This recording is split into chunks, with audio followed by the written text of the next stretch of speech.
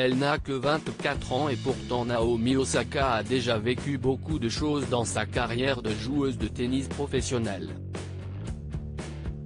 Véritable prodige, la jeune femme née au Japon et qui a grandi aux États-Unis possède les deux nationalités, mais a choisi de représenter le Japon aux derniers Jeux Olympiques.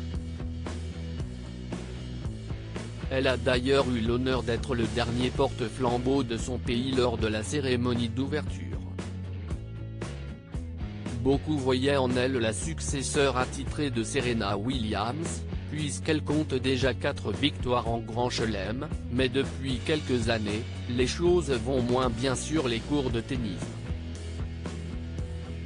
Victime de problèmes de santé mentale, Naomi Osaka a désormais du mal à affronter la pression médiatique inhérente à son statut et après un gros imbroglio lors du dernier Roland-Garros, elle a de nouveau craqué lors du tournoi d'Indian Wells cette semaine. Battue au deuxième tour, elle a fondu en larmes à plusieurs reprises pendant le match, chahutée par une spectatrice véhémente à son égard. Une attitude largement commentée par le reste des joueurs et des joueuses, à commencer par l'un des tout meilleurs tennisman de l'histoire, Rafael Nadal. Je me sens très mal pour ce qui s'est passé, ça ne devrait jamais arriver. Mais dans le monde réel, ça arrive.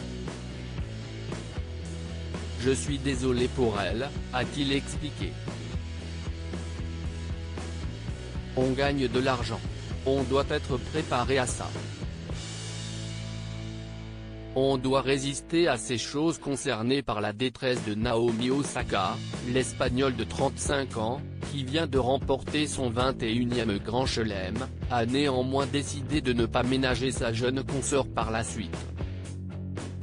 On est chanceux d'être joueur de tennis et de profiter de toutes ces expériences incroyables. On gagne de l'argent. On doit être préparé à ça. On doit résister à ces choses qui peuvent arriver quand on est exposé au public, poursuit-il.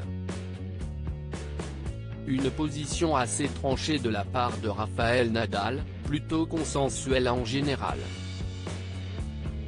On adore quand les gens nous soutiennent. Quand ce n'est pas le cas, il faut l'accepter et avancer. Je comprends que Naomi a sans doute beaucoup souffert de difficultés mentales. Je lui souhaite d'aller mieux, je lui souhaite le meilleur. Mais rien n'est parfait dans la vie. On doit être prêt à affronter l'adversité, conclut le tennisman.